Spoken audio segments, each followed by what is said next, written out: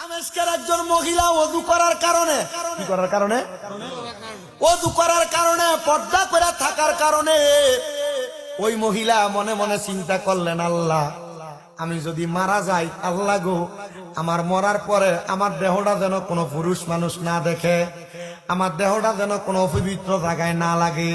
ও আল্লাহ, এই ওযু করার কারণে আমি যেন জান্নাত পাইয়া যাই, তোমার কাছে আমার অন্য কোনো চাহিদা নাই।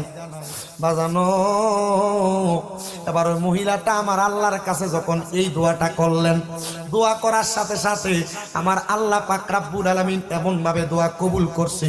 ওই মহিলা ইন্তেকাল করার পরে ওই দামেস্ক এলাকার একজন আল্লাহর বান্দা দুনিয়ার জমিনের মধ্যে আল্লাহ তাআলার বেশি ইবাদত করতেন, খাস ইবাদত করতেন। আল্লাহ তাআলার খাস ইবাদত করার কারণে অনেক আল্লাহর বান্দার কলব খুলে যাইতো, যারা চক্ষু বন্ধ করলে অনেক বিষয় সম্পর্কে আগে ধারণা দিতে পারতো, জানতে পারতো। মুরাকাবা, মুশাহাদার জ্ঞান। আপনার এলাকায় সোনাকান্দা দরবার আছে না? সোনাকান্দার যে মরহুম পীর সাহেব হুজুর ছিলেন, ওনাদের ইলমে তাসাউফের আলাদা যে জ্ঞানটা ছিল, এই জ্ঞানটা হইলো কোনো জায়গায় বৃষ্টি না হইলে হুজুরের আইন না এই ক্ষেতের ভিতরে নামাজ সরাইতো 2 রাকাত। নামাজ সরাইলে লক লক মুনাজাত শেষ হওয়ার আগে বৃষ্টি হইতো, সাথে সাথে বৃষ্টি চলে যেত, হইতো না এমন? এটা হচ্ছে ইলমে তাসাউফের আলাদা জ্ঞান তথ্য। এই জ্ঞান তথ্য আর এই হাসিল তো সবাই করতে পারে না, কারণ না করতে পারার কারণ হইলো হারাম খায়, সুদ খায়, ঘুষ খায়, পরের হক মাইরা খায়, মানুষের জমি দখল করে খায়, মানুষের ওজনের কম দিয়ে খায়, মিছা কথা কইয়া ব্যবসা করে খায়। এর লাগিয়া এই সিনাটা কলবটা মরে থাকা, এরপরে আর এই সিনার কোলে। আর ওই সময় মুহম্মদ পীর সাহেবরা যখন ছিল তখন ওনার ভক্তরা আলাদা এমন একটা পাওয়ার ছিল। ওনার যারা ভক্ত ছিল, যারা খলিফা ছিল ওনাদের দরবারের তালিম দিত, ওনাদেরই আলাদা একটা পাওয়ার ছিল, আসছিল না? কারণ কাল আমরা যারা যে মুড়ি সারছে, আমরা মুড়িদের অবস্থা টাইট। আমরা ফিস সাহেবের কাছে মুড়ি দেওয়ানোর পরে আমরা একটা চিন্তা ঢুকে থাকা, আমরা ফিস সাহেব ভার করে লাগবো। জি না, আমরা এবাদত যদি সহি না থাকে ফিস সাহেব ভার করবো, কবরে গেলে কাঁচা বাসের গোড়া দিয়ে বেরিয়ে কি দেখুন আপনারা। তো বক্তটা কেমন হওয়া লাগবে আমরা চিন্তা করে দেখেন।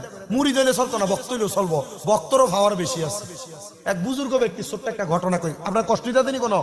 এক বুজুর্গ ব্যক্তি, উনি আল্লাহ পাকের খাস বান্দা, তো উনি বাথরুম করার জন্য, আমরা আগে তো গৈত্যা ছিল, গৈত্যা অনে না লোডা কই, আমরা বদনা কই, এই গৈত্যা নিয়ে উনি গেছেন সিলভার না কি এর গৈত্যা কইতো না, হ্যাঁ কাসার কাসার কাসার গৈত্যা রইয়া এ আল্লাহর ওলি গেছে বাথরুম করার জন্য। উনি বাথরুম করতে যায়, ওই দিন ওনার বাড়িতে ওনার অনেক বক্তবিন্দু ছিল।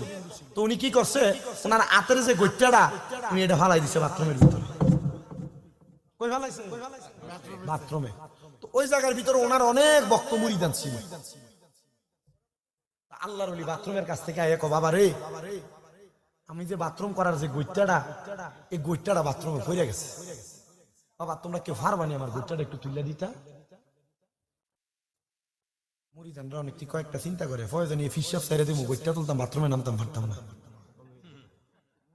আর আগের মুরিদ যারা ছিল তারা ছিল খাস, ফিসাব যেটা কইছে কথাই দেই, কথা কয় না কেন, এইটাই রাইট। আর আমরা অনকালাতে ফির আর যে মুরিদ, ফিরের যেমন বেলু থাকে না, মুরিদেরও বেলু থাকে না, ঠিক আছে নি? এই জায়গা মনে করেন 200 মুরিদানা ছিল, এর মধ্যে একটা বক্ত ছিল। কি ছিল? বক্তটা লাভ দিয়ে বাথরুম থেকে ফইরা বইটাটা তুইলাই না, দুইয়া কো হুজুর লন। হুজুর কয়, বাবা হুনো, তোমরা এখানে যারা আছো সবাই আমার মুরিদ। তারে আমি জিজ্ঞাসি, তুমি কি আমার মুরিদ?